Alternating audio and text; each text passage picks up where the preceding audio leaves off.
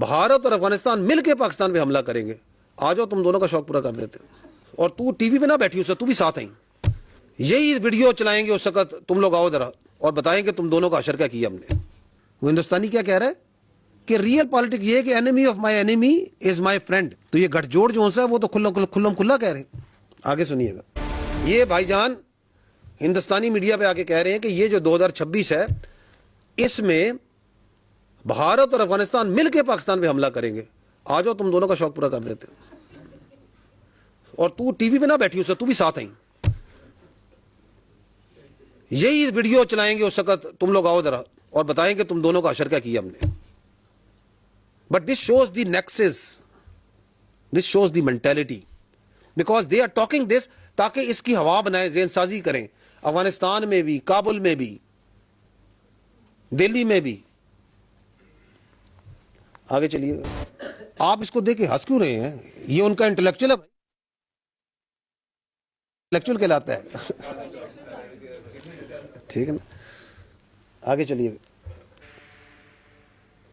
تو یہ گٹھ جوڑ جو ہے طالبان کا, افغان طالبان کا, خوارج کا, ہندوستان کا, کیسا نظر آ گیا. کیسے وہ کہتے ہیں نا کیسے کیسے پردہ نشین ننگے ہوئے ہیں, سب کھل کے سامنے آ گئے اس سال 2025 میں کہ ہم تو جی جہاد لڑ رہے ہیں. یہ جہاد ہے تمہارا,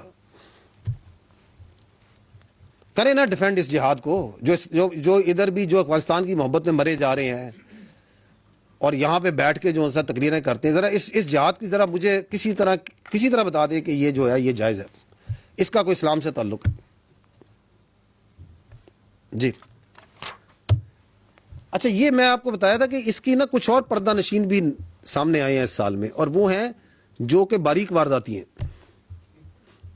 باریک واردات وہ ہے کہ وہ کہیں پہ جمہوریت کا, کہیں پہ وہ انسانی حقوق کے رائٹس کا پردہ لے کے دہشت گردی کے کوئی فروغ دیتے ہیں. یہ اس کے لیے میں نے کئی ایگزامپل ہیں. ایک کیس اسٹڈی اس سال کی نکالی ہے. یہ پروفیسر صاحب تھے, بوٹم یونیورسٹی کے ہیں, doctor Usman Qazi.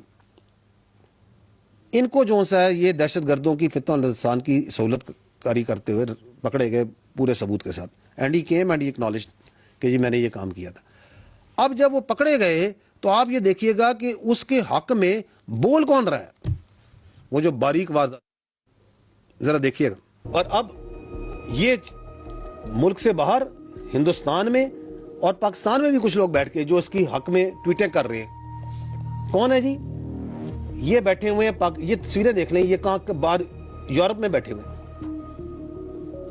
Times of India پورا ہندوستان کا بیانیہ کہ جی یہ دیکھیں جی ایک پروفیسر کو, ایک انٹلیکچوئل کو, ایک پڑھے لکھے آدمی کو پکڑ لیا.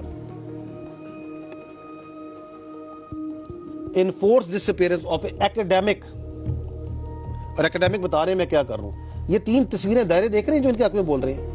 ایک BYC والی, ایک یہ جو ناروے میں بیٹھا ہے, ایک اور بیٹھا ہوا ہے. ان کو تکلیف ہو رہی ہے کہ یہ کیوں پکڑ لیا ان کو.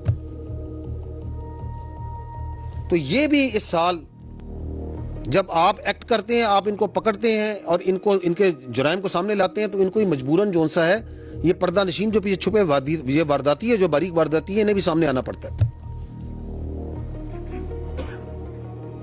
یہ ہیومن رائٹس ایکٹیوسٹ کہلواتی ہیں اپنے آپ کو.